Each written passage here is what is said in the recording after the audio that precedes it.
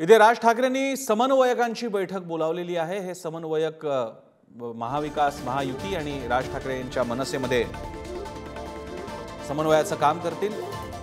प्रचाराच्या नियोजनामध्ये सुद्धा ही समन्वयक महत्त्वाचे ठरतील।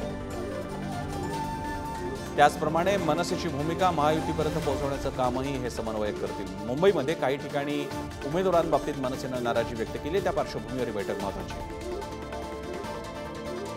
श्रेयस सावंत आपले प्रतिनिधी आपल्याला माहिती देतात। श्रेयस, काय स्वरूप आहे या बैठकीचं, कोणते मुद्दे चर्चेला जाणं अपेक्षित आहे?